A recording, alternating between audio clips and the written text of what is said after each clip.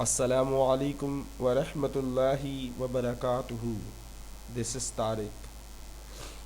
آج بہت ہی نازک مسئلہ چھیڑ رہا ہوں آپ لوگوں سے. عورت سے سچی محبت تو بس اس کا شوہر ہی کر سکتا ہے، کوئی غیر مرد نہیں. یہ مجھ سے بہتر کوئی نہیں جان سکتا کیونکہ میں بھی ایک مرد ہوں. اگر میری بہنیں جو اس بات سے انکار کرتی ہیں تو وہ یہ سن لیں کہ آپ کے مقدر میں ناکامیابی لکھ دی ہے اگر آپ اس بات پر یقین نہیں رکھتی. کیونکہ جو غیر مرد ہوتا ہے وہ آپ کو ہنساتا ضرور ہے، آپ سے باتیں ضرور کرتا ہے، آپ کے لیے وقت ضرور نکالتا ہے، آپ کے لیے تحفے اور گفٹ وغیرہ سب آپ کو دیتا ہے، لیکن اس میں لالچ ہوتی ہے. اب اکثر لوگ سوچیں گے جو شوہر ہوتا ہے اس میں بھی تو کوئی لالچ ہوتی ہے نا. دیکھیں، شوہر اور بیوی کا جو رشتہ ہوتا ہے وہ رب کی طرف سے ہوتا ہے، یعنی اللہ نے یہ مقدس رشتہ میں آپ کو اور آپ کے ہسبینڈ کو باندھا ہے. اس میں آپ کچھ بھی کرو جو شرعی حساب سے صحیح ہو وہ بہتر ہے، لیکن ایک غیر مرد سے، ایک غیر نامحرم سے آپ کچھ بھی کرو وہ شرعی میں نہیں آتا. ایون بات بھی اکثر لوگ کہتے ہیں غیر محرم سے بات کرنا جائز ہے یا ناجائز ہے. میں اس مسئلے میں پڑھتا ہی نہیں ہوں، کیونکہ شیطان کا سب سے پہلا حربہ ہوتا ہے آپ کو انٹروڈیوس کرائے آپ کے اپوزٹ جینڈر سے. یعنی آپ اگر لڑکے ہو تو آپ کو لڑکی سے ملائے، اور یہ وہ رشتہ قائم کرنے کی کوشش کرتا ہے شیطان آپ کے ذہنوں میں جو سرائے سر گناہ ہے اور زنا ہے، جو اللہ معاف بڑی مشکل سے کرتا ہے. اللہ معاف کرنا چاہے تو سب کچھ معاف کر دیتا ہے، لیکن زانی جو ہے وہ تین طرفہ گناہ گار ہوتا ہے. تین طرفہ سے مراد ایک، اس نے اللہ کی نظر میں گناہ کیا، لیکن جس کے ساتھ گناہ کیا وہ جب تک اسے معاف نہیں کرے گا یا کرے گی تو وہ معافی کے قابل نہیں. پہلا، اللہ معاف کرے گا جب معاف ہوگا، بندہ معاف کرے گا جب ہی اللہ معاف کرے گا.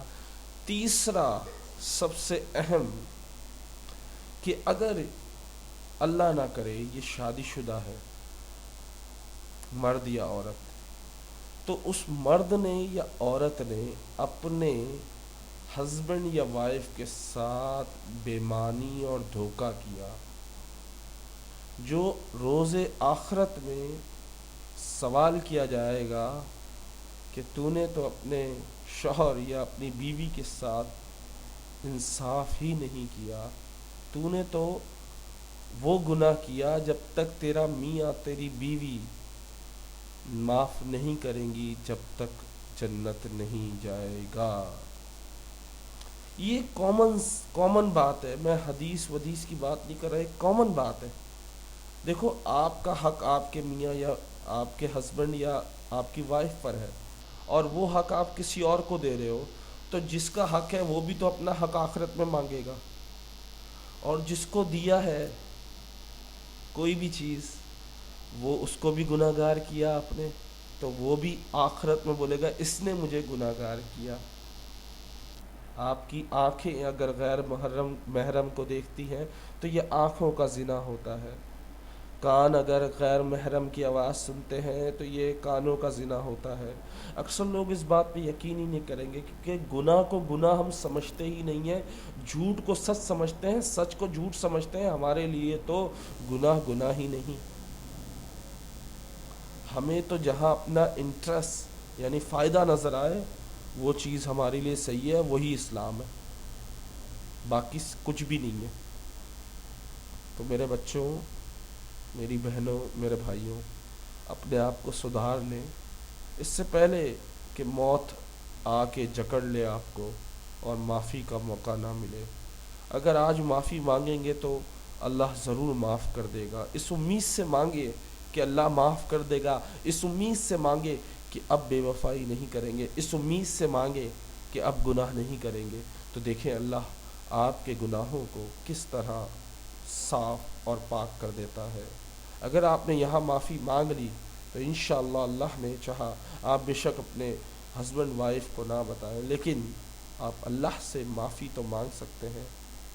جس کے ساتھ گناہ کیا ہے اس کے ساتھ تو معافی مانگ سکتے ہیں, لیکن اپنے ہسبینڈ یا وائف کو بتا کے اپنا رشتہ خراب نہ کریں. یہ کامن سینس ہے. لیکن یہ اللہ کا معاملہ ہے اور آپ کا معاملہ ہے. گناہ کسی کو بتاتے نہیں, چاہے وہ آپ کا ہسبینڈ ہی کیوں نہ ہو. ہو گیا, اللہ سے معافی مانگے. اللہ بہت بڑا ہے اور وہ معاف کرنے والا ہے, بہت مرسی فل ہے, یعنی بہت ہی رحم دل ہے. میں امید کرتا ہوں وہ ضرور معاف کر دے گا. آپ معافی مانگ کر تو دیکھیں, گناہ کے دلدل سے نکلنے کی نیت تو کریں, پھر دیکھیں اللہ آپ کا ہاتھ پکڑ کے آپ کو اس دلدل سے نکال دے گا. آپ امید تو کرو, پھر دیکھیں اللہ آپ کو تمام برائیوں سے نکال کے لے آئے گا. امید کرتا ہوں یہ ویڈیو آپ کو پسند آئی ہوگی. السلام علیکم.